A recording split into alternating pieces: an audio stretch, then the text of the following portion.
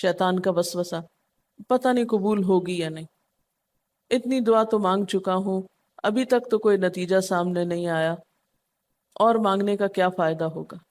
کیا واقعی دعا مانگتے ہوئے یہ وسوسہ نہیں آتا سب کو؟ یا یہ مایوسی کی کیفیت نہیں آتی؟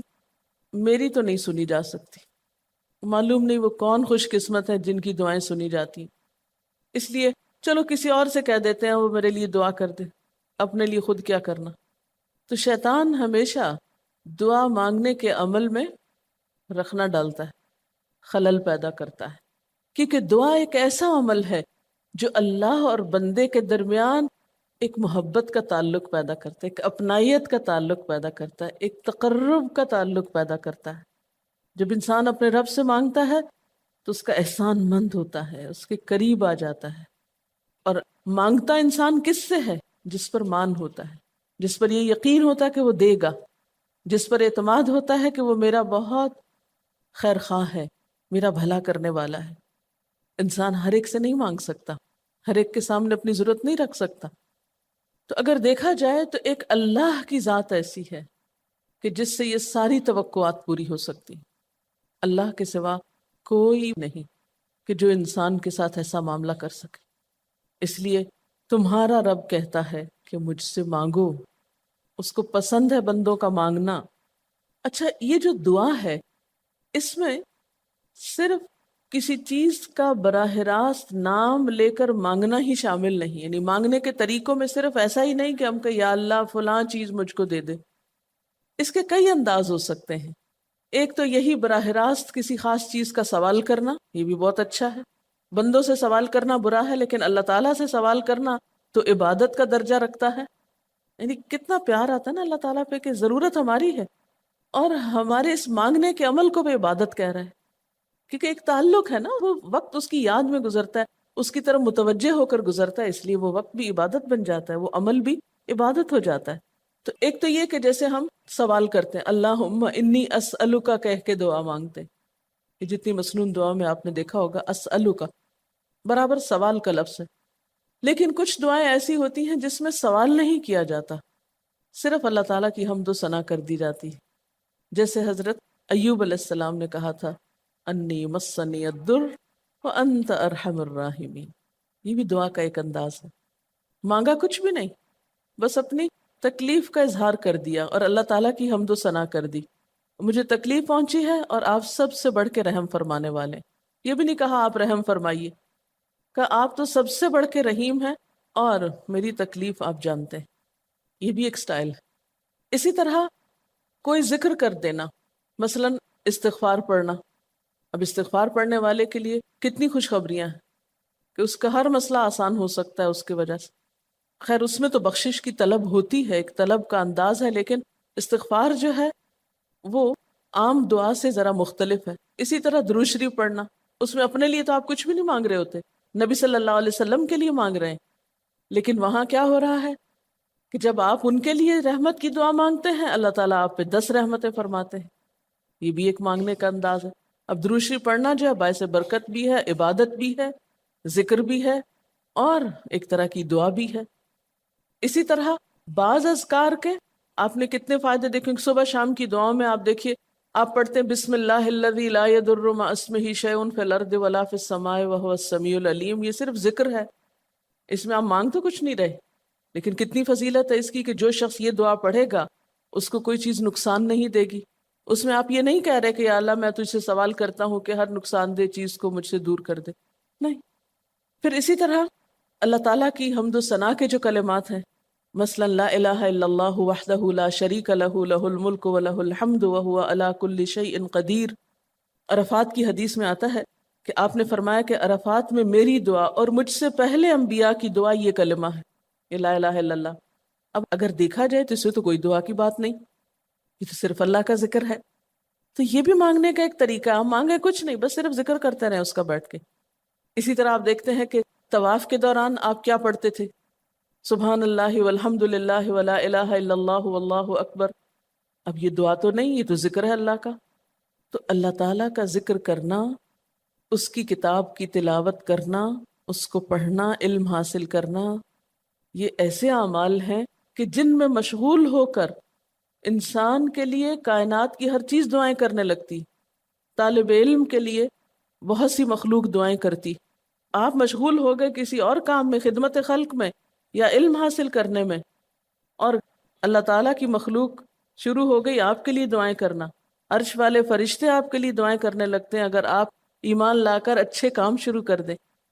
تو اللہ سے مانگنے کے مختلف انداز ہیں، ڈائریکٹ مانگنا بھی اور مختلف عبادات کرنا بھی.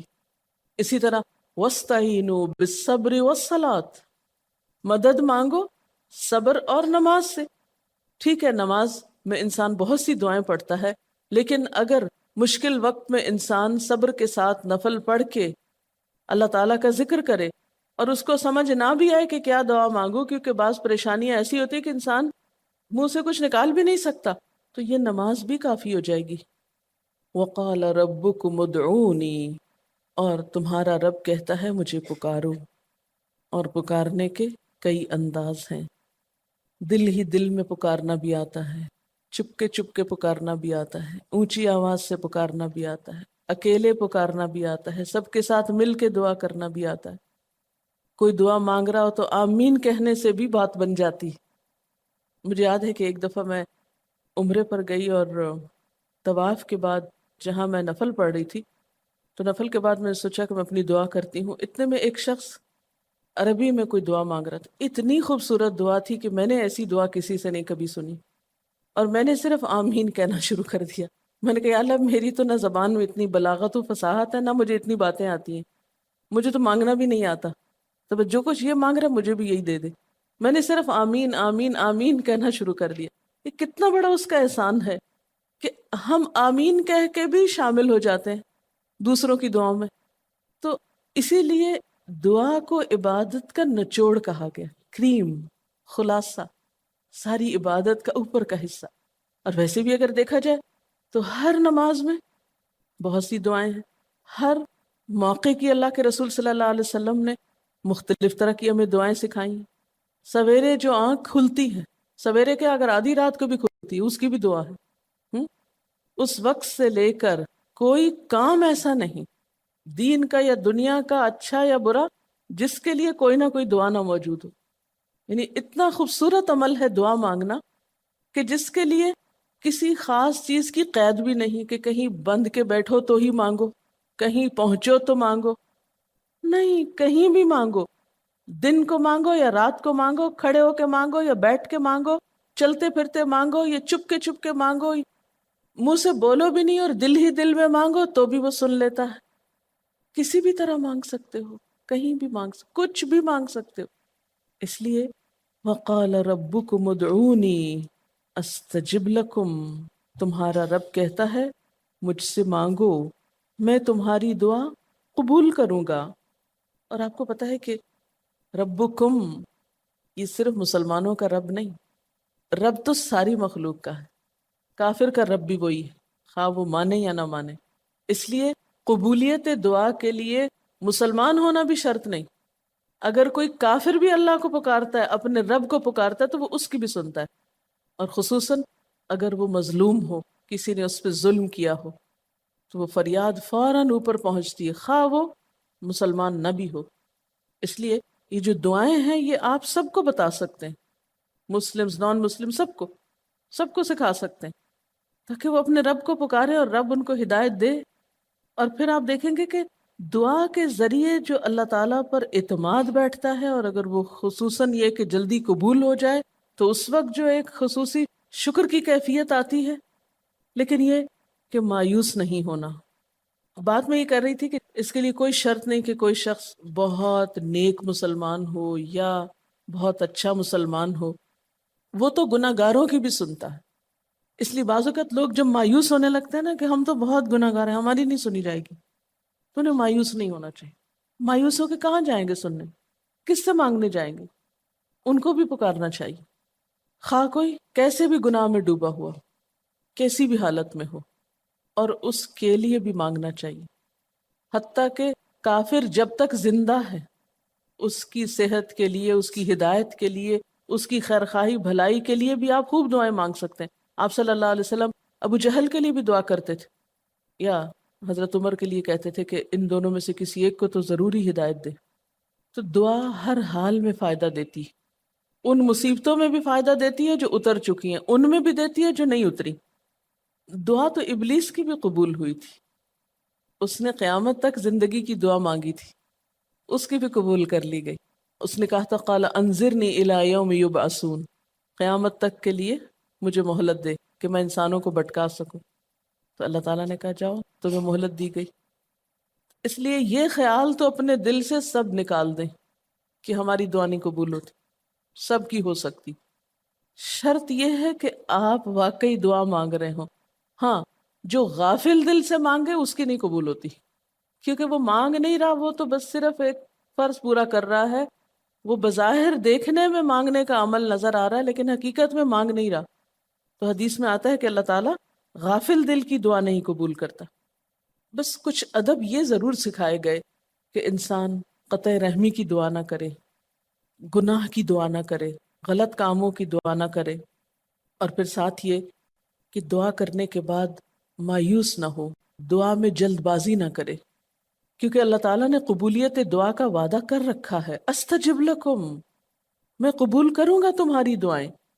ہاں، یہ ضرور ہے کہ قبولیت کی شکلیں مختلف ہوتی ہیں. بعض اوقات تو انسان کو بالکل وہی مل جاتا ہے جو وہ چاہتا ہے، بعض اوقات وہ نہیں ملتا جو وہ چاہتا ہے، بلکہ وہ دے دیا جاتا ہے جو اس کو زیادہ ضرورت ہوتا ہے. یعنی ہمارا تو علم اتنا محدود ہے نا، ہم ایک چیز مانگ رہے ہوتے ہیں جو ہمارے حق میں کوئی زیادہ اچھی نہیں ہوتی. اللہ تعالیٰ ہمارے لیے ہم سے بڑھ کر مہربان ہے، وہ ہمیں وہ نہیں دیتا بلکہ وہ دیتا ہے جو ہمیں اس سے زیادہ فائدہ دے سکتا ہے. اگر آپ اپنی گزشتہ زندگی کی دعاؤں پہ ایک نظر ڈالیں تو ہم کتنی چھوٹی چھوٹی چیزیں مانگتے رہے ہیں، اور اللہ تعالیٰ نے ہمیں اس سے بڑھ کر عطا کیا ہے. ہم سب کو جو اللہ تعالیٰ نے دین کی سمجھ دی یا دین کو سیکھنے کا شوق دیا، ضروری نہیں کہ ہم سب نے یہ مانگا ہی ہو کہ اللہ تو ہمیں موقع دینا اپنے دین کو سیکھنے کے لیے، سکھانے کے لیے. لیکن یہ ضرور ہو سکتا ہے کہ ہم زندگی میں کچھ اور مانگتے رہے اور ہمیں وہ نہیں ملا، یہ نعمت مل گئی اور وہ ہمارے حق میں زیادہ بہتر ہو گئی. اور یہ ہو سکتا تھا کہ ہمیں وہ چیز مل جاتی اور آج ہم اس چھوٹی سی چیز کو لے کر اس کا شوق بھی پورا کر چکے ہوتے، اس کی ساری اٹریکشن ختم ہو چکی ہوتی، کیونکہ دنیا کی کوئی چیز ایسی نہیں جس کی اٹریکشن ختم نہ ہو جائے یا جس کی ویلیو گھٹ نہ جائے، جو پرانی نہ ہو جائے. لیکن قرآن کا علم ایک ایسا علم ہے جو ہر دم نیا لگتا ہے، ہر دم زندگی دیتا ہے، خوشی دیتا ہے، سکون دیتا ہے، ایک راحت ملتی ہے.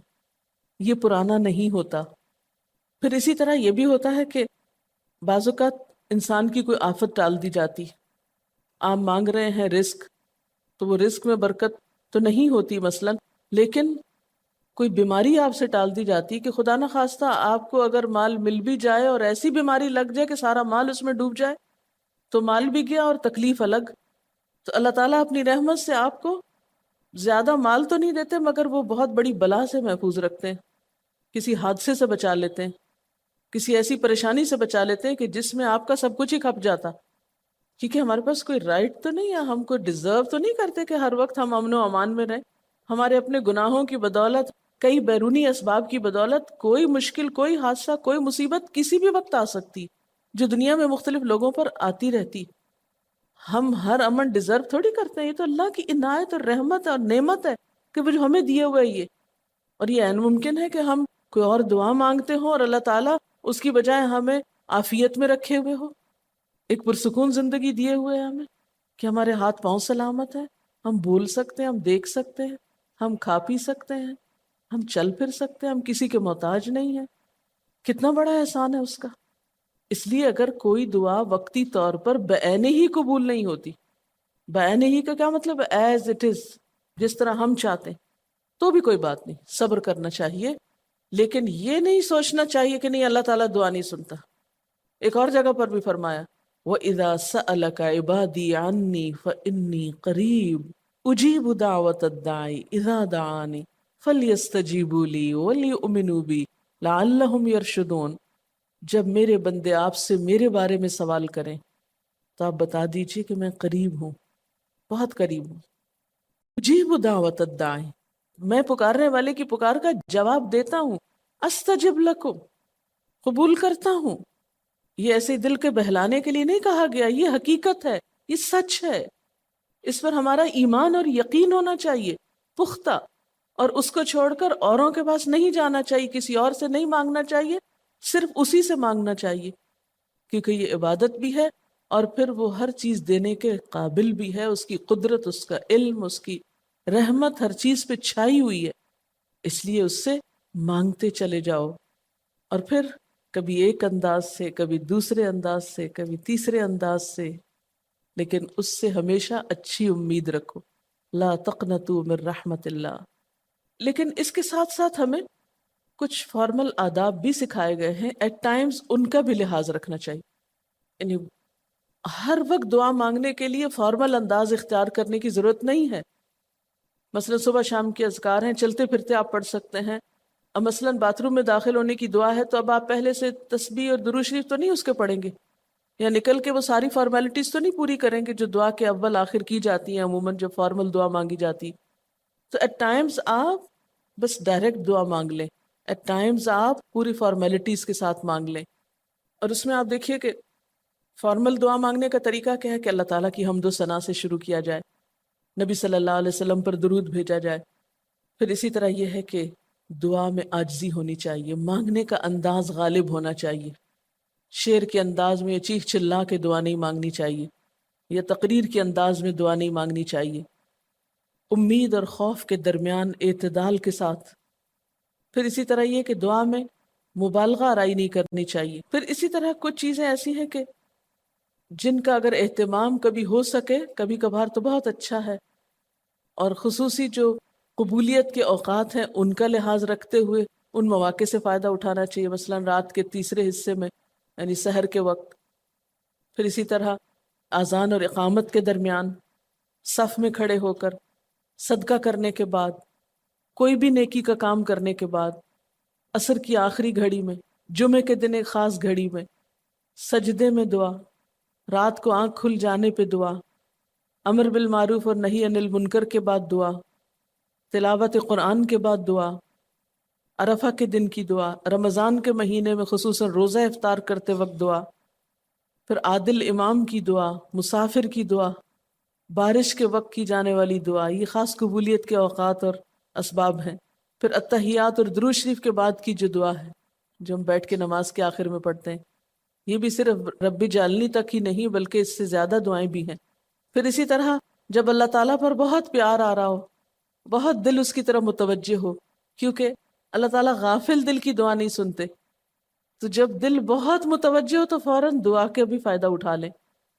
اسی طرح اضطراری کیفیت میں، بہت بے چینی کے وقت، جب کچھ سمجھ میں نہ آ رہا ہو، بیماری کے وقت، پھر اسی طرح سفر کے وقت، پھر اولاد کی دعا ماں باپ کے لیے، ماں باپ کی دعا اولاد کے لیے، استاد کی دعا شاگردوں کے لیے، شاگردوں کی دعا استاد کے لیے، اور جب دعا مانگے تو انداز کیا ربنا اغفر لی ولوالدی وللمؤمنین، اپنی ذات سے شروع کر کے والدین یا قریبی لوگوں کے بعد پھر سب کے لیے عام دعا، پھر اسی طرح وضو کے بعد کی دعا، کعبہ کو دیکھتے وقت جب پہلی نظر سے دیکھیں، پھر حتیم کے اندر، پھر سعی اور طواف کرتے وقت دعائیں پڑھنا، پھر مزدلفہ میں۔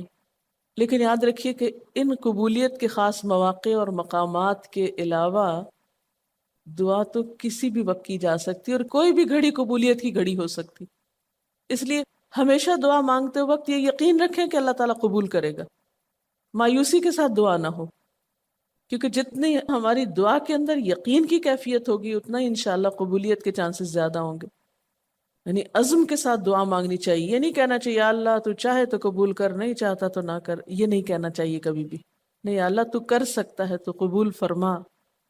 پھر اسی طرح آپ دیکھیں کہ مظلوم کی بد دعا جو ہے وہ بہت تیزی سے قبول ہوتی، کہتے ہیں نا مظلوم کی بد دعا سے بچو کیونکہ وہ کہاں جا پہنچتی ہے، ساتویں آسمان تک۔ اور پھر آپ دیکھیے کہ نبی صلی اللہ علیہ وسلم نے فرمایا لا يرد القضاء الا الدعاء، قضاء کو کوئی چیز نہیں ٹال سکتی مگر دعا، یعنی تقدیر بھی بدل دیتی۔ آپ صلی اللہ علیہ وسلم نے فرمایا آدمی جب کبھی اللہ سے دعا مانگتا ہے اللہ تعالیٰ اسے یا تو وہی چیز دے دیتا ہے جس کی اس نے دعا کی تھی، یا اس درجے کی کوئی بلا آنے پہ اس سے روک دیتا ہے۔ آپ صلی اللہ علیہ وسلم نے فرمایا بندے کی دعا قبول کی جاتی ہے بشرطے کہ وہ کسی گناہ کی یا قطع رحمی کی دعا نہ کرے اور جلد بازی سے کام نہ لے۔ عرض کیا گیا جلد بازی کیا ہے یا رسول اللہ؟ فرمایا جلد بازی یہ ہے کہ آدمی کہے میں نے بہت دعا کی مگر میں دیکھتا ہوں کہ میری دعا قبول ہی نہیں ہوتی، اور یہ کہہ کر آدمی تھک جائے اور دعا مانگنی چھوڑ دے۔ نہیں، دعا سے کبھی نہ تھکے، اس لیے کہ اللہ کی نگاہ میں دعا سے بڑھ کر کوئی چیز باوقت نہیں۔ لیس شیء اکرم علی اللہ من الدعاء۔ اور پھر خصوصاً اللہ کا فضل مانگنا، قرآن پاک میں بھی اللہ تعالیٰ فرماتے ہیں وَاسْأَلُوا اللَّهَ مِن فَضْلِهِ، اللہ سے اس کے فضل کا سوال کرو۔ پھر اسی طرح عافیت کی دعا کہ اللہ تعالیٰ ہر حادثے مصیبت تکلیف پریشانی سے بچا کر رکھے، یہ دعا بھی بہت پسندیدہ ہے اللہ تعالیٰ کے نزدیک۔ آپ صلی اللہ علیہ وسلم نے فرمایا دعا ہر حال میں فائدہ دیتی ہے، ان بلاؤں کے معاملے میں جو نازل ہو چکی اور ان کے معاملے میں جو نازل نہیں ہوئی، بس اے بندگان خدا تم ضرور دعا مانگا کرو۔ اور پھر آخری بات کہ تم میں سے ہر شخص کو اپنی ہر حاجت اپنے رب سے مانگنی چاہیے، حتیٰ کہ اگر جوتی کا تسمہ بھی ٹوٹ جائے تو بھی اللہ تعالیٰ سے دعا کرے، یعنی چھوٹی چھوٹی چیزوں میں بھی جب ضرورت پیش آئے تو اللہ کی طرف رجوع کرے۔ وَقَالَ رَبُّكُمُ ادْعُونِي أَسْتَجِبْ لَكُمْ، اور تمہارا رب کہتا ہے کہ مجھے پکارو، مجھ سے مانگو، میں تمہاری دعا قبول کروں گا۔ ان الذین یستکبرون عن عبادتی، بے شک وہ لوگ جو میری عبادت یعنی دعا سے تکبر کرتے ہیں، یعنی مجھ سے تکبر کی بنا پر نہیں مانگتے، جیسا کہ حدیث میں بھی آتا ہے من لم یسأل اللہ یغضب علیہ، جو اللہ سے نہیں مانگتا اللہ اس پہ غضبناک ہوتا ہے، یعنی جو دعا نہیں کرتا اللہ تعالیٰ اس سے ناراض ہوتا ہے، کیونکہ وہ تو بے تعلق ہو گیا نا اپنے رب سے نہ مانگ کر، اور خصوصاً تکبر کی وجہ سے۔ ایسے لوگوں کی جزا کیا ہے؟ سیدخلون جہنم داخل